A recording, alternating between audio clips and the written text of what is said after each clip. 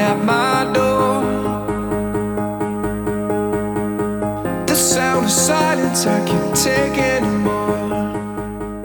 Denver is one of the most important stops in the US. It's the center of EDM because Beatport's here. I guess if anything stands out from the Denver crowd, from the stuff that I know, is that they really know their stuff. Really, maybe better than other areas.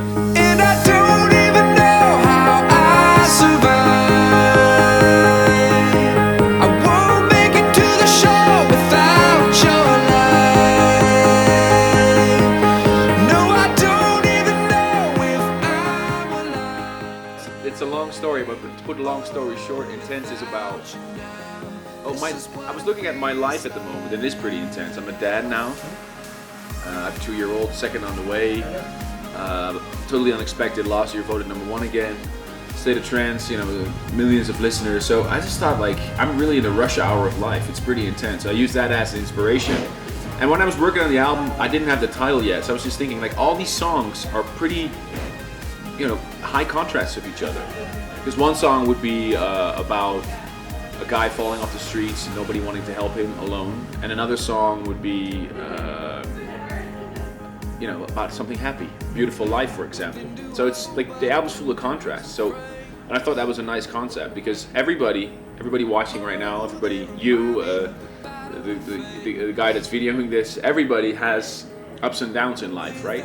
Everybody. We all went through a breakup. We all you lose someone that you love, or you have happy moments when you graduate, or your brother gets a baby, or whatever. So life is full of happy and sad moments, and that's just what the album reflects on. I won't make it to the show without your light. No, I don't even know if I'm alive.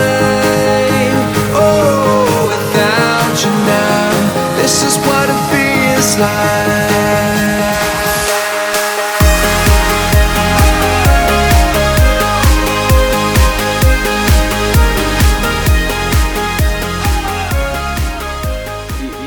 The album doesn't come from life itself, to be honest. I mean, it just comes from the sound, and you get song ideas based on life experiences, but it's more like, you just vibe away in the studio, and then the album just sort of happens.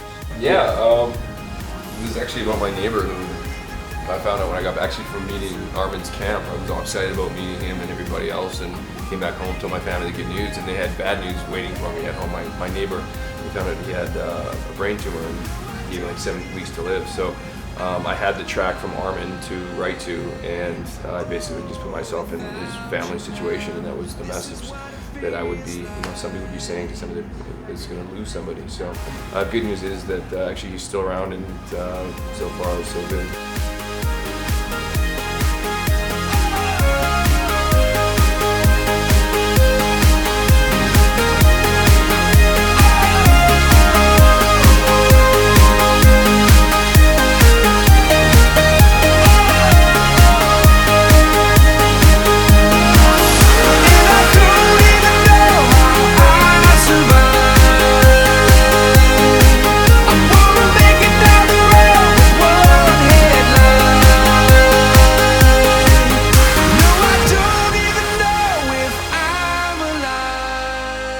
What we did was, I was actually just a DJ gig at Ultra. Of course, we had a special show prepared, and I thought Ultra, is such a special moment in the year. End of March, the whole world is watching. I thought that was the perfect moment to start the promotion for the track. At that point, not a lot of people heard it. So it was a big moment, and we planned it carefully. It was also kind of scared because you're not sure how people are going to react to it and how it's going to be with Trevor live, but obviously now he's amazing, and he was amazing in Miami as well, I think, and it was a great start for the single. Armin Only is something completely different. For the fans that know the Armin Only concept, or fans that don't know the Armin Only concept, Armin Only was born in the clubs. I need to DJ for a longer time. Most people know me for my 2, 3, 4 hour sets, but I just have in me, there's so much music that I like. If you listen to Intense, it's a trance album, but it's very diverse. There's more poppy songs, there's progressive tracks, there's trancey tracks. Everything that I love in dance music, that's on the album.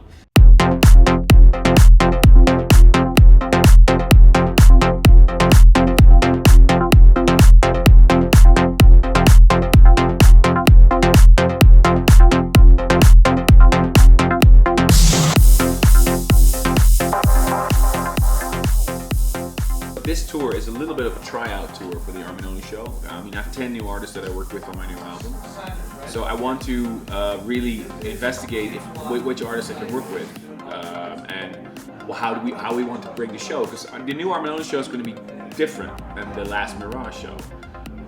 It's going to be a packed show with a lot of entertainment, and that we're really working on it. I hired a new director called Josti. He's a very extremely well-respected director from the Netherlands, and he's done massive productions. And he's actually he comes from the theater world, so he doesn't come from the dance music world. And I think he understands dance music now, because he was with me on tour. He just left, but he was with me on the tour. And he's really great. He knows what I want. He knows that I want to present the audience with an unforgettable, once-in-a-lifetime experience. For me, it's, making music is not a 9-to-5 thing. It's an organic thing. And I just hope people understand that I'm moving on with my sound. I'm trying to refresh it. Yet, I'll never forget the past.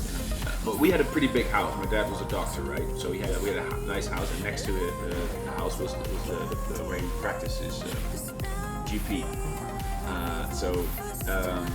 I had my bedroom right above the living room, and my mom and dad used to listen to music a lot.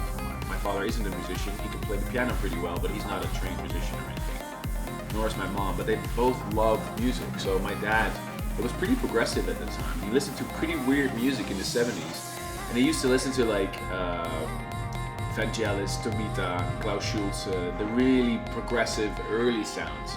And I was in bed right above the living room, and he had to work really hard. So to release, he just played music, and then drank some wine with my mom, and my mom used to enjoy it really. I mean, a lot of people would be watching TV, and my parents would be listening to music.